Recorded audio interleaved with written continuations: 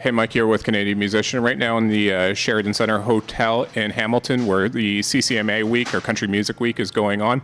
Right now, one of the biggest names on the business side of the country music industry here in Canada, Louis O'Reilly, VP of Invictus Entertainment, also artist manager for Emerson Drive, Brett Kissel, Corey Marquardt, a bunch of people that we'll get into, and I'm excited to talk to Louis about kind of the business side of the country music industry in Canada in 2018. And Louis, I'm sure this is an extremely busy time for you, and I know you just got into town, so thanks a lot for doing this. Well, my pleasure, Mike. It's great to have you and have your support, and hopefully what we're going to talk about and share will form the minds and hearts of new managers down the road. You know, Absolutely. Information is power, so I'm willing to answer any questions you want. Oh, thank you, and I couldn't agree with you more there. Almost any question you want, yeah. Yeah. Perfect. And well, I just gave a very, very brief synopsis of what you're doing currently there, but just to kind of form the foundation of where you're coming from, do you mind just giving viewers and listeners kind of just the Coles Notes version of how you came into the industry and built your way up to VP of Invictus? Sure. So I started off with my own company. It was called O'Reilly International. I managed acts like the Johnner brothers, Brad Johnner, Patricia Conroy, Shane Yellowbird, and specializing in country music. That's kind of my forte. Grew the company from there, moved down to Nashville, started my own label, had some success there. And then about 4 years ago, Jim Cressman from Invictus Entertainment. We've been friends for many years, always wanted to work together, and Jim made me a nice offer to shut down what I was doing and roll into Invictus Entertainment and help him with some of his acts too. And so now we're one big family, and so Jim's the president, I'm the vice president. I handle the management side, the record label, the publishing side, and it's been a great partnership. You're based in Nashville, and Jim gave you that call. Are you still based there, or have you come back to Canada now within this new role, or newer role? Yeah, I consider myself based in Nashville. My wife and I and family, we lived in Nashville for many years, and a few years ago both our parents are getting older. We wanted to move back to Saskatoon, so we sold our house, but I have a condo there, I have an office there, and I spend about half my time in Nashville and half my time back in Canada. Being in country music, as you know, Nashville is the mecca for that, and you really can't work at that international level unless you have good contacts in Nashville. Yeah. Again, to just do a little bit of looking back here, how did you get into artist management specifically? Who was the first artist that you began managing, and how did it develop? Well, I'd played in bands ever so amateurly over the years and had produced acts on the side in a home studio. So I'd been around the music business. And it was really the Johnner brothers who were one of Saskatchewan's biggest exports. They've won a Juno, won several CCMA awards. They didn't have a manager at the time, and I said, who are you going to get as your manager? And they said, well, the only person we're thinking of is you, Louis, but you wouldn't come manage us. And I'm kind of a serial entrepreneur, and I said, yeah, I'd be interested in that. So I started with the Johnner brothers, and then Brad Johnner as a solo artist, and then Patricia Conroy came along, and Shane Yellowbird, and a few more acts. And it just, when you have success right off the bat, and I owe it a lot to the Johnner brothers. It's not like I started from scratch. They were already Juno Award winner, multiple CCMA Award winner. So I hopped in at the high level, but grew their career from there and grew other careers. And when you have some success, and it attracts other artists. So I feel like I've been very blessed. Around what year would have that been? It would have been probably 17 years ago. So what year is that? 2003, something like that. Yeah, 2001, yeah. At that time, that means that it would have been right at the height of the recording industry's kind of collapse post Napster. Jumping into a new role of artist manager at that, very delicate, to put it kindly, time for the recording industry. I know country as a genre kind of stands on its own when it comes to a lot of trends. Like currently, there's a lot of talk about how country's lagged behind in the pickup of streaming and fans jumping over the streaming. But within the country genre, was it as affected at that time of the effects of Napster as everywhere else? Yeah, it was. There was certainly a collapse of the record side. Early on, I started a record label, and within 2 years, I saw my revenues decline. But for me, the record label was never the most it was the most important part of the business, in the sense that it was our means of getting the music out. Yeah. But I always saw it as a marketing tool. For me, it was always to have hit songs, to pursue radio, to make sure we had hits at radio and have that translate to the live side. Yeah. For me, it's always hit songs combined with a hit show, hit songs combined with a hit show. and your record label facilitates it. So if I lost money on the record side due to promotion and publicity, I wish I didn't. I wish record sales were stronger, but I always felt that I recouped it on the live side. And same thing with our label partners, Warner, and I've worked within the EMI system, the Universal system, and Warner system, and I always hope that they make money on all my artists, and I feel bad if they don't. And most of them have, but again, it was always the marketing arm that I needed and their influence at radio. That's very similar to when I had a similar conversation and asked a similar question to Terry McBride at Network. He had a very similar answer to that situation post Napster about how having a diversified company that wasn't solely a record label was really allowed them to weather that time in the industry better than most. Is there a parallel between that and this current streaming era? Is kind of diversity like a diversified portfolio, so to speak, but diversified services? Is that kind of is there a parallel between that Napster era and the streaming era in that regard? Yeah, I think so. I think it's important to, you talk about 360 deals, and that's always been my philosophy. So I've always been a manager, a record label guy, a publisher, and now with Jim Cressman, we have the agency side, and we also do arena shows. So we're able to influence an artist's career at all level. And, funny speaking about Terry McBride, about 7 years ago, I moderated a panel at the CCMA and Terry was at it. And I remember Terry was talking about streaming. Maybe it was more around 10 years ago because streaming had already come on board in Europe. He said someday streaming services were going to be here. And I was thinking, you're crazy, man. I never heard of it.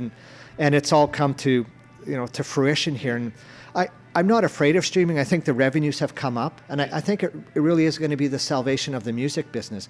All record labels and companies have got their cost structure in line with the revenues now, and now that streaming is picking up, it's not going to be like I hear stories of the 90s and the 2000s where people are throwing gobs of money at artists, but at least labels are going to be profitable again, and companies are going to be profitable again, especially those that don't have management or other sources of income.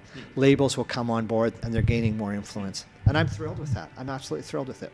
On the major label side, they have become profitable again because of streaming. When you look at the global numbers, financial numbers, at least for Warner and Sony and Universal, they're doing extremely well in this streaming era.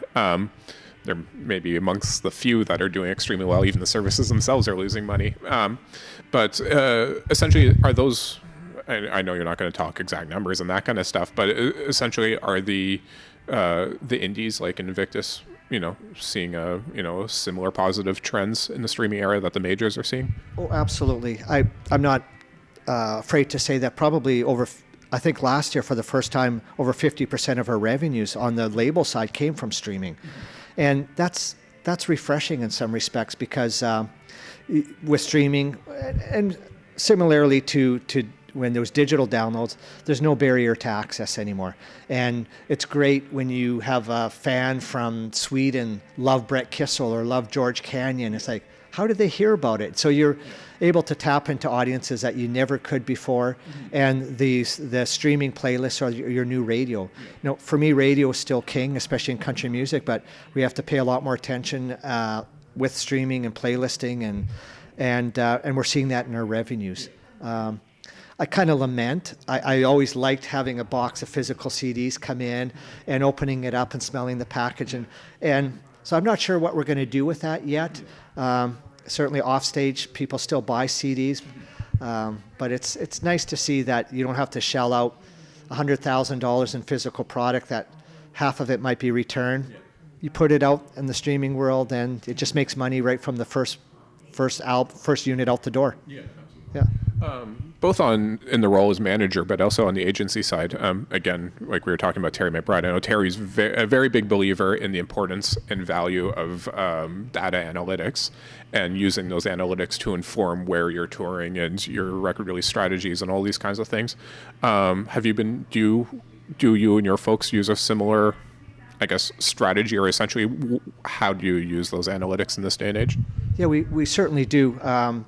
What a lot of people don't know is I'm a computer programmer on the side. Oh, really? And I've programmed software related to the music business. And when I first got into the business, at the time there was only 12 country stations that made up the country panel. And so I programmed something called Tracks Report. where every country music station in Canada reports to. So there's 65 stations that report to Tracks Report, and that. Yeah, so I program that 100% myself.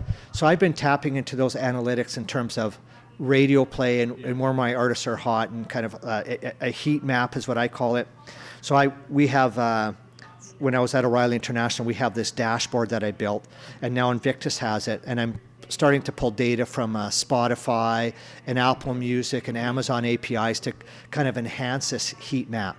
Now, it's good. We don't necessarily say that if Brandon, our artist is hot in Brandon, so we're going there. We're going there regardless. Yeah. We want to build. When I manage artists and I say you want a career in Canada, that means Brandon, and that means Montreal, and that means Quebec City, and that means Newfoundland, and that actually means Iqaluit and Nunavut and all these places. So if you look at Brett Kissel's next tour, we're going up and playing the North in a smaller capacity because there's fans up there. But it's not because Spotify tells us there's there. Yeah. We want to play every nook and cranny of Canada, bring fans out. And that's always been my strategy, is tour, especially when you have a compelling and entertaining artist. They'll build fans through radio, they'll build fans through their music, but they'll also build fans through their live show. Interesting. Yeah. That's funny because I'd seen an interview you did, I think it was about 2016 with FYI Music News, and at that time Brett had just played a big homecoming show in Alberta. And at the time you had said something along the lines of like, early in Brett's career, and I'm sure it's the same with all artists, it's all about just kind of play everywhere and anywhere. But as momentum builds, fan bases build, you start being more selective. You play fewer shows but bigger shows. So it sounds like you're still kind of bridging that transition. Is that the case? Yeah, absolutely. That's the plan. It's really hard in Canada to get an artist to that arena level. We just don't have the late shows and the People magazines, so our penetration in people's hearts and minds isn't there. So with Brett, we put one show on sale in Calgary, it'd sell out, then we do another show and another show. So on Brett's last tour, we did 5 shows in Calgary, we did 2 shows at the Danforth, 3 shows in Victoria. So once you start getting those type of numbers, then you think, okay, well maybe we can bridge over to arenas. Yeah. And our hope is with Brett's release in so our goal is 2018, play every nook and cranny in Canada. Anywhere is 1,000 seats up.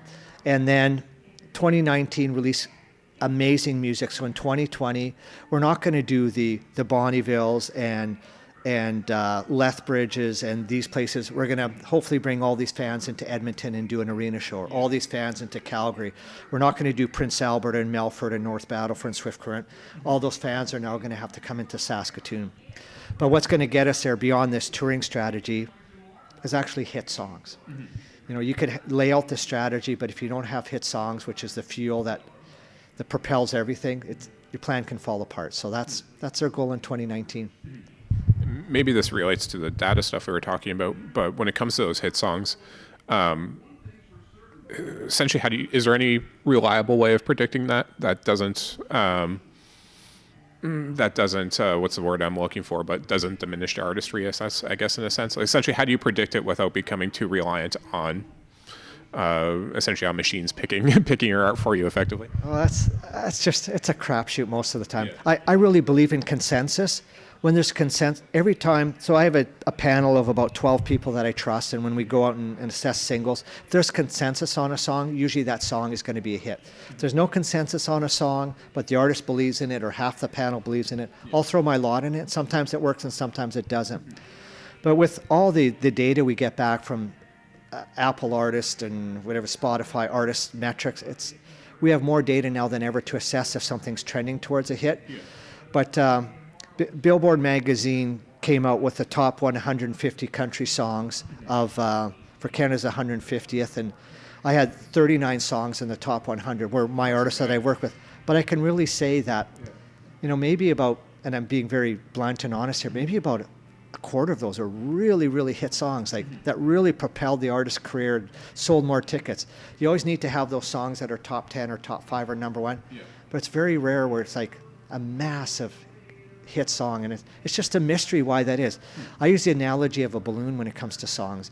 You go to a store and you You go and buy 30 balloons, and they all come off the same assembly plant in China, all have the same amount of plastic or whatever. Toxins are in there.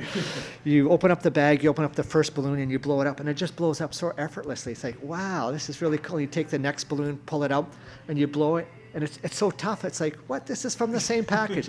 And I find that's with artists and songs and the art in general. You just never know. Yeah. And labels, with all their sophistication, like, we're a tiny operation, but I think of Warner and Sony that are billion-dollar operations and have actual computer programmers and analysts in-house, and they still don't get it right. And that's the glorious mystery and kind of almost like the gamble you take as when you enter the art scene. You just never know, and it can be refreshingly gratifying or terribly disappointing. Yeah. But I think, like baseball, if you have a batting average of 350 or 400, so 4 out of the 10 things you put out works, that's not bad, you know? Yeah. Brett, I know, is LabelWise is on Warner, but of the other artists that you're managing, essentially just how many artists in general are under the Invictus banner on both the label and management side? Sure. So we have Brett at Warner. We have a new artist, Corey Marks, formerly Corey Markert. We're really excited about it. We have a rock deal in the United States with Alan Kovac, 11/7, so that's Aerosmith and Motley Crue. Then Jordan McIntosh, a pop act. We're looking at a pop label in the United States. Then George Canyon's on Olay Red Dot. They're doing a great job with his product. And then we have Emerson Drive and Aaron Perchette on our own label, Big Star Recording. So it all depends what's best for the artist. Our label is there as, it's not that we don't do as good of a job as Olay Red Dot. In fact, Aaron's had a great run on Big Star. We've had 3 or 4 top 10s. He has a top 5 right now. Emerson Drive just came off their 22nd top 10. So we can compete with them. Yeah. But Emerson Drive doesn't need the full services of a Warner Music Canada. They were on that label, and they like the independent thing. Yeah. And so does Aaron Perchette. So we'll tailor make a label or distribution package for each artist. And it depends on their goals. Aaron Perchette's not looking for the big deal in the United States like a Corey Marks is. So Big Star is perfect for Aaron. And it actually puts more money in his pocket. Yeah, I kind of answered a little bit there, but kind of where I was going with that is the pros and cons to having the artists under the same banner on both the label. Like, what's the pros and cons to an artist being on both Big Star and having their management with Invictus versus being on Warner or Olay or another label and having their management with Invictus? Does it make a difference within an artist's career? Well, it does. Certainly, Warner Canada's had a huge part in Brett Kissel's success. Yeah. And Steve Kane and Steve Cody, their influence, their passion for the project has been amazing. But you hear some artists going to a major label and it just doesn't work out. Maybe they were better on an independent. So if I have an opportunity for an artist to be on a major label, I'll take that. I really will, because they have the muscle and the money, but the artist will not see a penny. Yeah. But the nice thing about having a label in-house is that you can execute when you want to.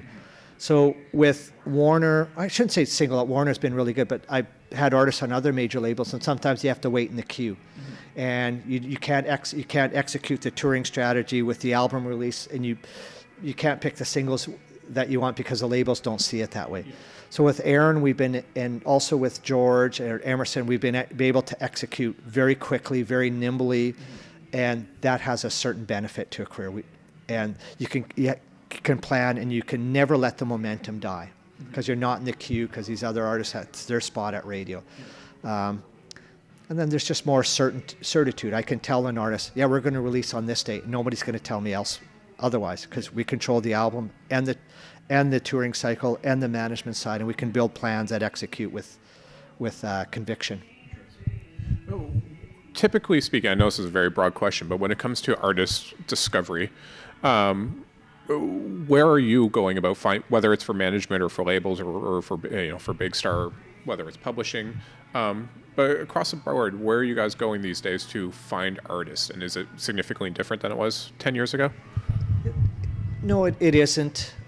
Jim Cressman has an incredible connection of contacts across Canada, as do I, so do the rest of our staff. And we hear from publishers, we hear from record producers, we hear from songwriters, but a lot of it comes from producers where they say, hey, Louis, I'm working with this young guy or this young girl, love to send you the album. And then I hear it and go, yeah, it's amazing. So they are our ears to the ground. And then Jim does a lot of festival work, a lot of buying. He's at festivals and he sees some young kid on stage and tells me we got to take a look at them. Yeah. We're not so much about the artist development, although we do work with acts that nobody knows about. But I think our specialty is when an act gets to a certain level, and really, I don't think anybody in Canada does as good of a job in country music at extracting of the value that an artist brings to the table. So if they're at 80%, we can extract value as if they're at 100%, but within a short time, we're going to get them to 100%. When I look at Aaron or George or Brett or any of our artists, they tour, they make more money, they're out there, there's more things going on in their career than anybody else in the Canadian country music business. But we're not afraid to take a chance on a young artist either, but we're not really a development company. Because we're so busy, quite frankly. Yeah. Whether it's Aaron or Brett or someone like Dallas, or it seems like there's a real star-making machine within country music in Canada now that maybe wasn't there 15, 20 years ago. How, from your perspective, you've been seeing it grow. How did Canada become so efficient, or how did the industry become so efficient at creating our own homegrown stars in recent years? I think a lot of it has to do with the quality of the music. Hit songs make hit artists. And about 15 years ago, I was privileged. I would get calls from country radio programs and say, hey, I need more CanCon country music. And I was lucky that someone like Patricia Conroy or Brad John or the John Brothers or Shane Yellowbird had the quality of songs that could possibly compete with Americans, so they were in the in club. But now young artists have amazing producers, have access to amazing songs. They listen to American country music as much as they listen to Canadian. So when I listen to a Canadian playlist on Spotify or Apple Music or Amazon, I go, wow, this is just as good as American. And it's just, I call it the inflation of excellence.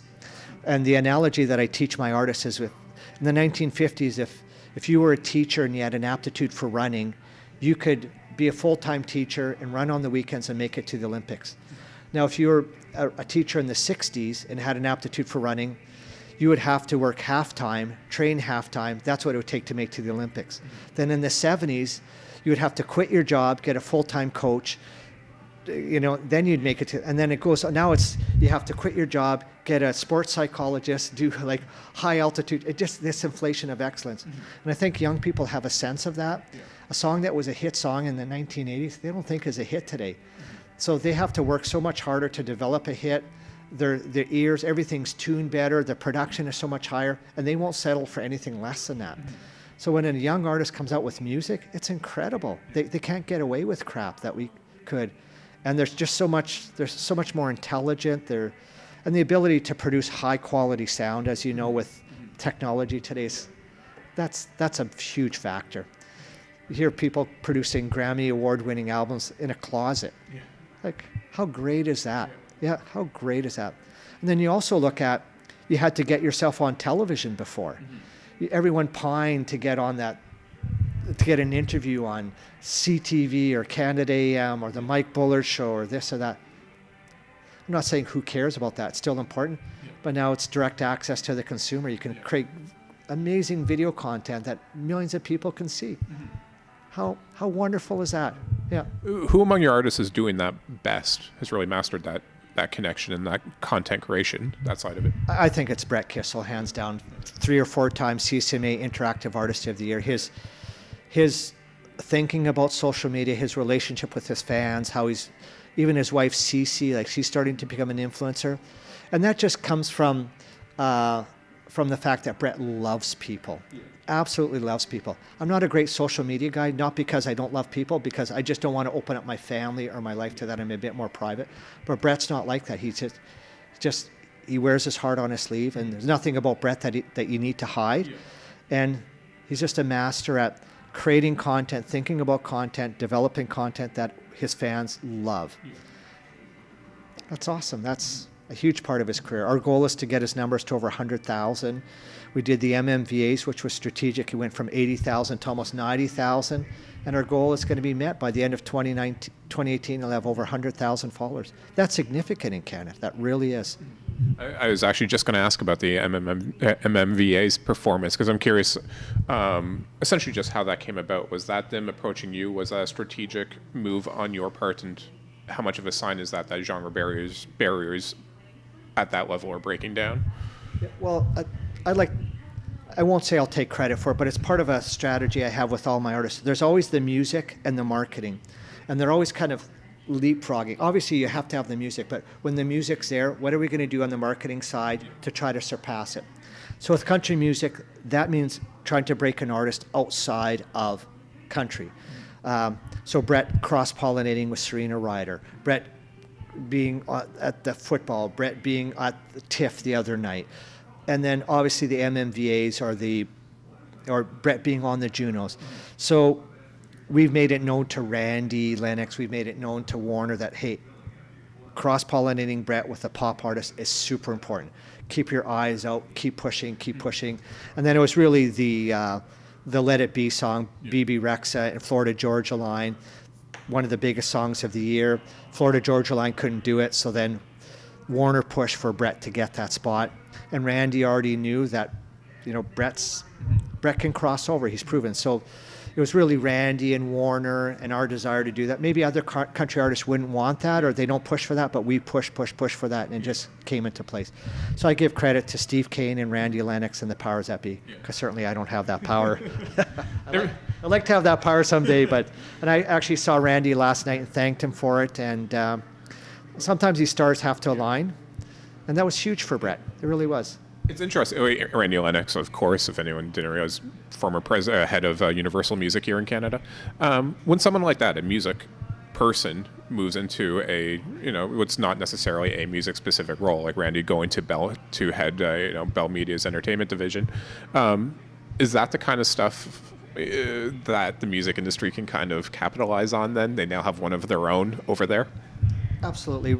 Everyone knows the impact that Randy's had on music in Canada. He's won the Walt Grealis Award, or I don't know all the awards that he's won. But him at Bell, I think he has a particular, I don't want to speak for him, but this is mine, a sense of it. I think he has a particular sensitivity and love, as you said, for music and promoting Canadian artists. And he did that new show, I forget what it's called, the Launch, or with Scott Burchett, exactly. And look at all the Canadian artists that have come out of there. That could have been an American property, but I think Randy brought it to Canada, and he should be applauded for that. And all the careers he's been a part of, and now he can continue to support their careers through the television platform. So Randy's been huge in Canada, and I think Brett capitalized on that, that relationship, and I think Randy also knew that Brett can pull off something like that. Not every country artist can perform with BB Rexa and feel at home, but Brett could. And so kudos to Randy. Thanks, Randy. Of course, not every artist out there is going to reach, the vast majority of artists out there aren't going to reach, the level that Brett has reached at this point. But what do you see as far as what are the best strategies? What are the most efficient ways that artists are at least able to reach that level of sustainability, to have a sustainable career where their music's able to be their career? Or are you generally bringing artists in when they've already reached that point? Well, all my artists will know I teach them about 2-3 things. That's it. My whole management philosophy is broken down to 2-3 things. That's why I'm in this business, because I'm not the smartest guy, but I figured out the music business, I think. And so I'll give you one of them. There's 4 things that create a career for an artist. Wow songs, wow talent, wow show, and wow brand. It all starts with a wow song, and what is a wow song? It's when somebody hears it, they go wow, enough that 2 things happen. The listener cares and they share. That's it. So when I hear a song, so I'll give you an example. When Daniel Caesar came out with I forget what it's called. I get up, I fall down, I stand up, or whatever. Yeah, I know what song you're talking about. Yeah. The same day my wife came back and my kids came back and said, "Did you hear this song?" "Oh yeah, we heard that song. Who is it?" So my wife cared enough to find out who sang that song, cared enough to find out who Daniel Caesar is, subscribed to his music, but what was equally important is that she shared it with me. So a hit song is a wow that carries or share. The second thing is wow talent. And the reality is that a lot of artists don't have wow talent. It's good, it's sufficient, but when artist A sings, it's got to be pleasing, but it's not Celine Dion where they open up their mouth and it's like, oh my gosh. I'll put Justin Bieber in that category, or Shawn Mendes. Their voice is really nice and it's pleasant, but Shawn Mendes doesn't hold a note for 30 seconds. So let's forget about wow talent. So you need to have wow songs, then a wow show.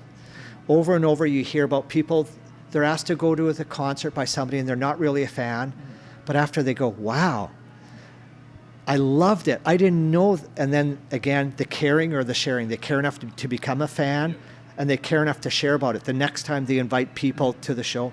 And the last thing is a wow brand. And that's where there's something about the song, there's something about the show, but they either like the artist or they don't. Yeah. They don't like the way they look. They don't like what they're all about. They don't like their political leanings, or they like their political leanings. And it's all about what they stand for. So you really only need to have 2 out of the 3 of them. And typically it's wow songs and a wow show. You still have to work on the talent. You can always do these incremental improvements. And then the wow brand, it's hard to predict how the public is going to react to an artist. So I focus on the songs and the show. That's it, primarily. Yep.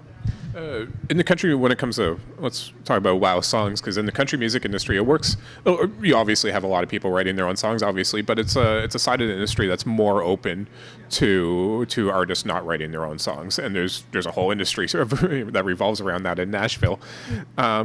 So when it comes to, let's talk about how you approach your artist when it comes to that. Then, how do you match an artist with a song, or how does an artist get matched with a song, and who gets the wow song? Know what I mean? Right.